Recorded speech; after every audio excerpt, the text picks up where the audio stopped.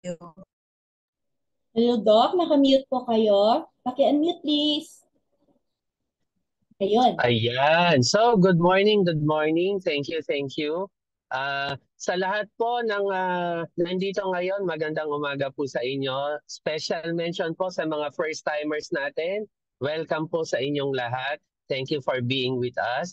So, good morning. Ang pag-uusapan po natin ngayon is a very important part po ng ating katawan, ang ating mga buto.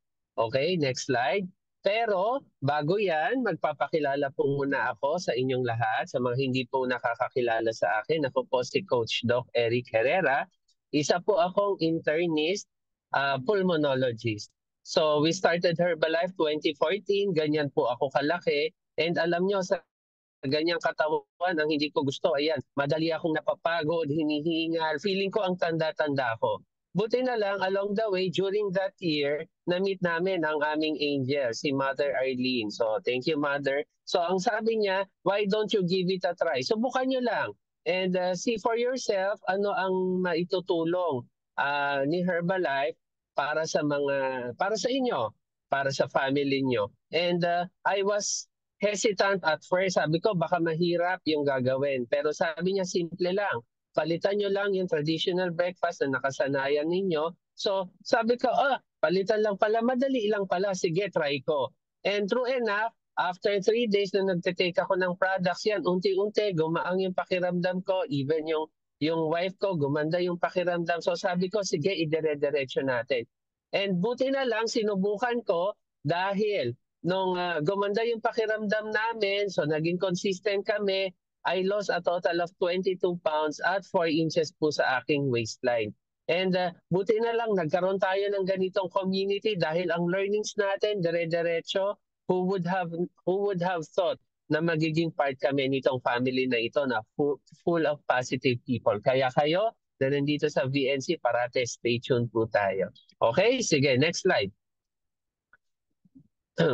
So pag sinabi po natin buto, ano nga bang function? Bakit nga ba kailangan may buto po tayo? Okay, yung buto po natin, siya po ang sumusuporta sa katawan natin. Bakit maganda yung tindig natin? Bakit maayos yung pagkakatayo natin or yung pagkakaupo natin firm? So isa po sa ang buto yon sa dahilan kung bakit ganon. Ano pa? Siya po ang protection, no? Siya po yung parang dingding ng ating mga organs. Siya po ang dahilan kung bakit gumagalaw tayo kasi ito po ang kinakabitan ng ating mga muscles para tayo makagalaw. Siya rin po ay nagsisilbing imbakan ng mga minerals at mga fat deposits na kailangan po natin at nakakatulong po siya sa blood cell formation, yung sa concern po sa ating dugo. Okay? So marami po siyang function. Sige, next slide po tayo. At dahil dyan, ilan nga ba ang meron tayo? Alam niyo ba, kung hindi niyo po naitatanong, kung tayo ay mga bata pa, mga babies yan, mga early childhood yan, meron po diyang mga 300 na buto. Pero habang tumatanda po tayo, yung iba po dyan nagdidikit-dikit na, kaya ang mga adult na kagaya natin, mga 206 na lang po kasi nag-join na po, naging isa na po yung dating dalawa, nag-join po sila, naging isa. So approximately tayo na mga nandito, meron tayong mga 206 na buto sa katawan. So di ba napakadami? Sige, next slide.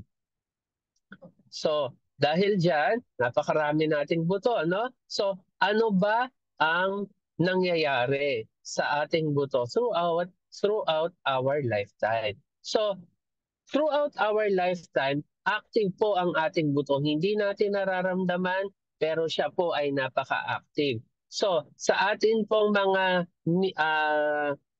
early adulthood, no, ang nangyayari po, so yung formation po ng ating buto at saka yung pagkasira, kasi nagkakaroon po siya ng natural na nasisira po siya, yung tinatawag po na bone resorption.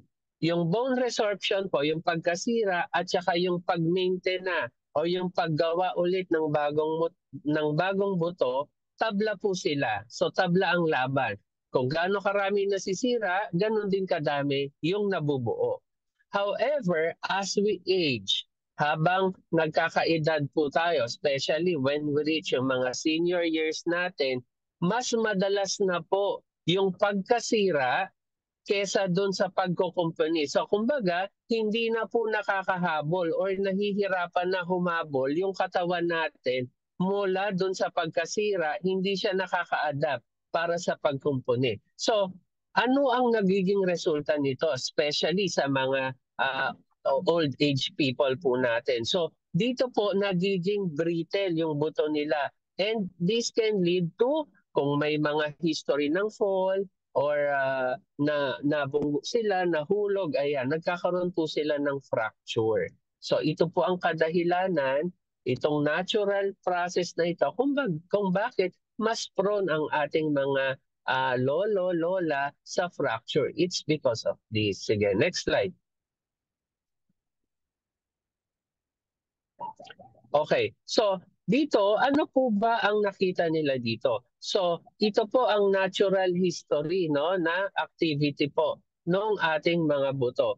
So kung makikita nyo, when we reach 20 to 40 years old, so ano yung nagiging peak, ano yung mga may say, no, sa formation or sa pagkasira din ng ating buto. So mas nagpipik po siya, mas maganda po yung kanyang formation kung kumakain tayo ng masustansya, kung nag-engage tayo into physical activity. So nakikita nyo po yung green line, yun po yung epekto ng pagkain ng healthy at pagiging engaged sa activity.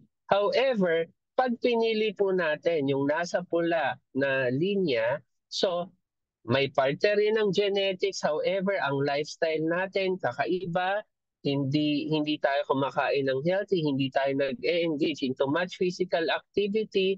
So yung formation po ng ating buto, kumpara doon sa same age po, let's say yun po, 20 years old, kumpara doon sa mas nag-engage or doon sa mga healthier ang lifestyle, so mas mababa po yung bone mass nila kumpara doon sa living a healthy life. So kung papansinin niyo po, may epekto po ang diet, may epekto po ang lifestyle sa formation at pagkasira ng ating mga buto. Okay? Sige, next slide. So, paano natin mape-prevent? Ano bang magagawa natin, no?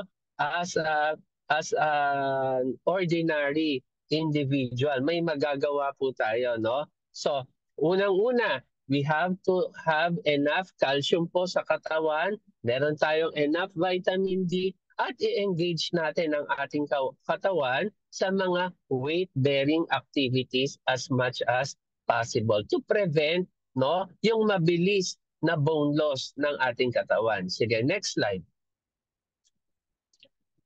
So, pagdating po sa calcium at sa vitamin D, so alam nyo ba, dynamic duo sila. Kumbaga, magka-partner po sila. Bakit? Ang calcium, ito po ang mineral na kailangan ng ating katawan para mag-build up siya at ma-maintain niya na malakas ang ating mga buto. However, ang vitamin D naman po, ito ang kailangan ng ating katawan para mas effective o mas epektibo ang pag-absorb ng calcium na tinake natin. Okay? So kumbaga, si calcium sasakay sa jeep. Ang jeep po, yun yung vitamin D. Yun ang kanyang vehicle para mas ma-absorb siya or makarating siya doon sa pupuntahan niyang destination. Okay? Next slide. Kaya napakahalaga ng tandem nilang dalawa. So nabanggit ko po kanina, ano yung mga weight-bearing exercises na kailangan po natin? So number 1, pwede po tayo, kung bata-bata pa, kayang tumakbo, running, no, weightlifting, and walking. So habang ini-strengthen po natin ang ating mga buto, mas nai-stimulate po yung ating buto to form new bones, no? And nabanggit ko po pala kanina, doon sa doon sa vitamin D, tinatawag po siya sunlight vitamin kasi nakukuha natin siya. 10 minutes of exposure po sa araw, nakakakuha tayo, ang sabi nila, mga 10 micrograms ng vitamin D per per day, no? So yun po. Okay, ano pa ang weight-bearing exercise? So halimbawa naman, hindi kaya na ng ating edad. Next slide. Ano ang ating option sa ating mga senior? So ang ating mga senior, pwedeng mag-engage into dancing, pwede mag-engage into yoga at pilates, no? So yan po. So engage ourselves, no, with these activities as much as possible na matotolerate po natin, no, to strengthen our bones. Sige, next slide. Ano pa? So, especially pag nagkakaedad po tayo, madalas po ang falls and fracture. So, ano ang mga simple techniques? So, kung tatayo po tayo, no, para anong tawag dito? Ma-practice natin, no? May exercise tayo at ma-practice yung balance, get up from a chair without using arms. Pero syempre dapat meron tayong nakatabi, no, naaalala kung sakaling tayo ay ma-out of balance. So mahalaga, wag po natin gagawin ng mag-isa yan. Ano pang pwede? Modified squats, pwede ang Y exercise, at yung pag-balance on one leg. So habang ginagawa po natin to ng mas maaga, mas natitrain ang ating mind at natitrain ang ating mga buto. At dinedevelop natin eventually to a stronger bone. No? Sige, next slide. So tandaan po natin, so para po doon sa mga viewers, sa mga coaches natin who is not yet on their ideal weight, tandaan po natin, i-share po natin ito sa ating mga kakilala. Obesity is not bone protective. Bakit? Kaya kung obese po tayo, we have to maintain as much as possible ang ating ideal weight. Bakit? Ang obesity po reduces bone density, so mas nagiging brittle, prone to fracture po ang mga bone na mababa ang density. Number one, mas mataas po, 6 times more chances of having osteoarthritis. Prone din po sila sa mga spine problems kasi yung posture po nila, no, hindi maayos kasi nga po because of their weight, at nagkakaroon po ng mga joint problems, no, kasi yung buto po napupunta po, especially yung buto sa tuhod, napupunta po yung burden sa kanila because of the heavy weight na kailangan nilang kargahin araw-araw. Okay? Sige, next slide. So, meron po, kagaya nung nabanggit ko kanina, meron tayong 206 bones sa katawan natin at meron din tayong 206 na dahilan kung bakit sila kailangan pangalagaan. Kaya nga po, if hindi pa po natin natatry na uminom ng calcium na meron din po tayo, extra cal, simulan na po natin. Dahil kung nag-start tayo ng maaga, mas malaki ang tsansa, no? Mas maaga natin mapapalakas ang ating mga buto. Okay? Next slide. Ang extra cal natin, no, very effective po yan. Kaya nga, say yes na tayo sa good nutrition. Napakaraming products. Kagaya nung nabanggit ko kanina, makakatulong po ang mga products natin. Those of us na hindi pa po nasa ideal weight, makakatulong po ito to achieve our ideal weight at yung calcium. Kaya say yes to good nutrition, awarded din po tayo as super brands in the Philippines. Ibig sabihin, ginagampanan ni Herbalife ang kanyang mission to provide good nutrition, no, sa ating mga drinkers, no? Kaya nga po, tandaan din natin, wag natin gamitin ang ating mga products na panggamot, pag-diagnose sa kahit anong sakit. Sige, next slide. And saan pa nga ba? Paulit-ulit nyo pong naririnig na sinasabi ng mga coaches natin at uulitin ko po ulit. Say yes na po tayo. Number one, no, in the world when it comes to meal replacement, protein supplements combined, and weight management and well-being. Kaya wala na pong duda. Let's say yes to a healthier you. So, thank you po for being with us and see you again next time. Hope marami po kayong natutunan. Back to you po sa iyo, Coach. Ayun.